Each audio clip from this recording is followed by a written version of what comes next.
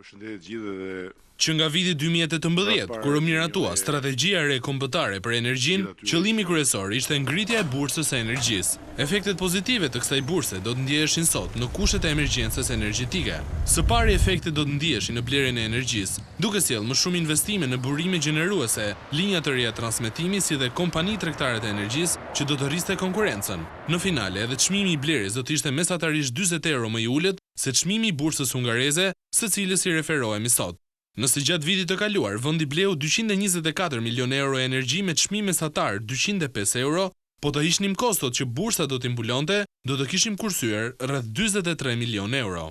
Së dyti, bursa e energjisë do të zgjidhte një problem tjetër madhor, atë të disbalancave në sistem, shkaktuar nga menaxhimi i dobët i energjisë në transmetim mes sasisë që prodhohet, konsumohet dhe asaj që tregtohet. Operatori i transmetimit pagoi rreth 13 milion euro vitin e kaluar për të mbuluar kostot e disbalancave, ndërsa operimi i bursës do bënte që çdo kompani të ishte përgjegjëse në menaxhimin e rrjetit dhe t'i paguante vetë këto kosto.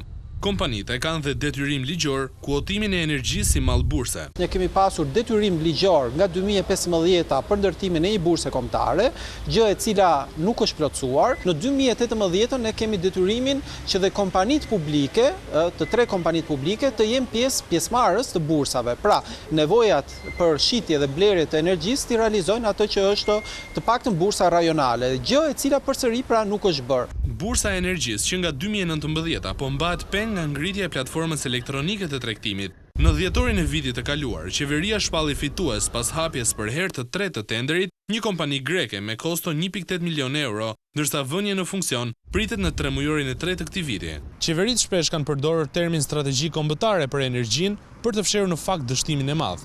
Energjia jo vetëm nuk ka një strategji zhvillimi, por as një bursë normale, vetëm një ligj që nga viti 2015 i cili shkelet dhe vitin që kaloi i kushtoi buxhetit të shtetit 56 milion euro. Këto janë para që paguhen nga taksat e shqiptarëve, pavarësisht nëse kanë drita në shtëpinë e tyre apo jo. Për Top Channel, Geri Kolgega.